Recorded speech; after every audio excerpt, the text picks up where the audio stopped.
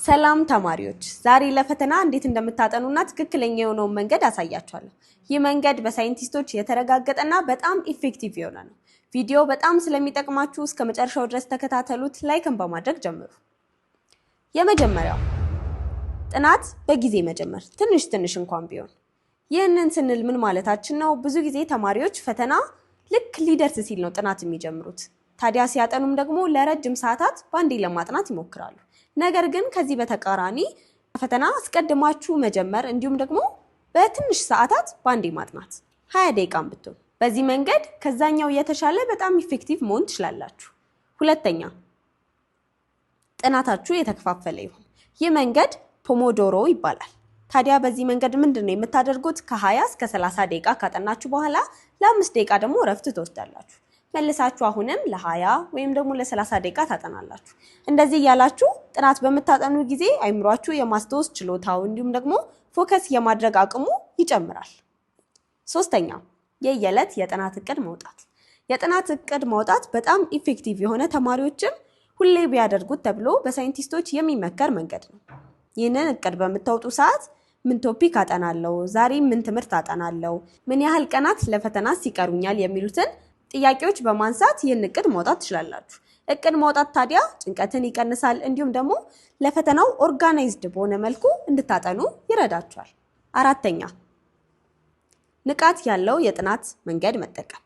አክቲቭ የሆነ ጥናት የምንለው ጥያቄዎችን መስራት፣ የተለያዩ ኮንሴፕቶችን ኤክስፕሌን ማድረግ ወይም ደግሞ ለሰዎች ማብራራት፣ ለጓደኞቻችን ማስተማር እንዲሁም ደግሞ ከዚህ በፊት ያሉ ጥያቄዎችን መስራት እነዚህን ሁሉ ያካትታል ማለት ነው አክቲቭ ስተዲ የምንለው።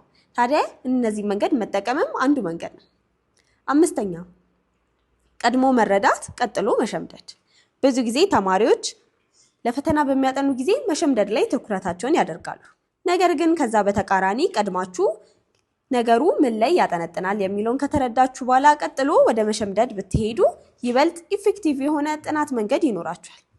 ስለዚህ በምታጠኑ ሰዓት ምን ተፈጠረ፣ ይሄ ነገር እንዴት ይሰራል እያላችሁ የተለያዩ ጥያቄዎችን አይምሯችሁን በመጠየቅ ምን ያህል ይህንን ርዕስ እንደተረዳችሁት ማወቅ ትችላላችሁ። ከዛ አንዴ ርዕሱን ከተረዳችሁ በኋላ ቀጥላችሁ ወደ መሸምደድ መሄድ ትችላላችሁ ማለት ነው።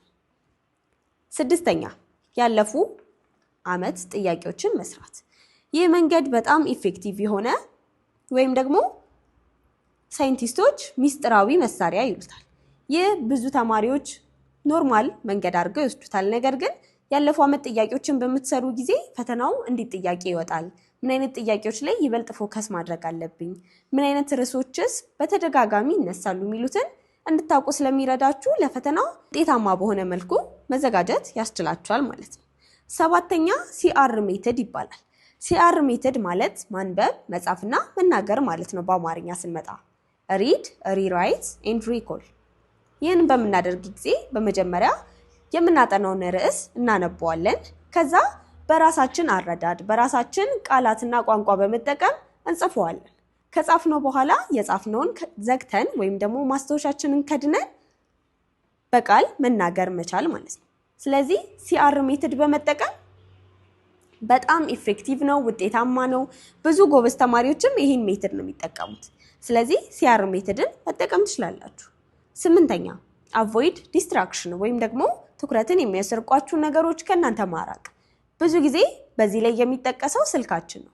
ስልካችን በጣም ዲስትራክት ያደርገናል። በጥናት ሰዓት ትኩረታችን አድርገን እንዳናጠና የሚያደርገን አንደኛው ትልቁ ጠላታችን ነው።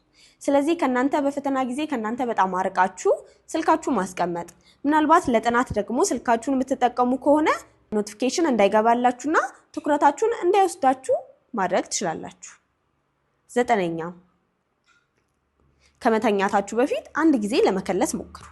ይህ ሜተድ የሚመከርበት ምክንያት አይምሯችን ልክ ስንተኛ ቀኑ ሙሉ ያሳለፈውን ኦርጋናይዝ አድርጎ ያስቀምጣል። በተኛን ሰዓት ስለሚያስቀምጥ ልክ ከመተኛታችሁ በፊት ብታጠኑት ልክ ስትተኙ አይምሯችሁ ያጠናችሁትን ነገር እንድታሰላስሉ ያደርጋችኋል። ስለዚህ እናንተ ሳታውቁት ያንን ነገር እያያዛችሁት ወይም ደግሞ አይምሯችሁ በጣም አሰላስሉት ስለሚያደርግ በቀላሉ ለመያዝ ይጠቅማችኋል ማለት ነው።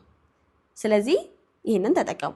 የመጨረሻውና በጣም ወሳኙ ደግሞ ራሳችሁን ለማረጋጋት መሞከር እና ራሳችሁን እንደምትችሉት ማሳመን ነው። አይምሯችሁን የሚያስጨንቃችሁ ነገር፣ ፈተና ወድቃለሁ፣ ፈተና ይከብደኛል የሚሉትን ሐሳቦች ከራሳችሁ ላይ ብሎክ ማድረግ፣ ራሳችሁን ከእንደዚህ አይነት ከሚያስጨንቁ ነገሮች ራሳችሁን መገደብ ለፈተና ጥሩ ውጤት እንድታመጡ የሚያደርጓችሁ ነገር ነው። ታዲያ እነዚህን 10 መንገዶች በመጠቀም ለፈተና ጥሩ ውጤት ማምጣት፣ ጎበዝ ተማሪ መሆን ትችላላችሁ። እነዚህን የመሳሰሉ የጥናት ቲፖች እንዲደርሳችሁ የዩቲዩብ ቻናላችንን ሰብስክራይብ ማድረግ በፍጹም እንዳትረሱ።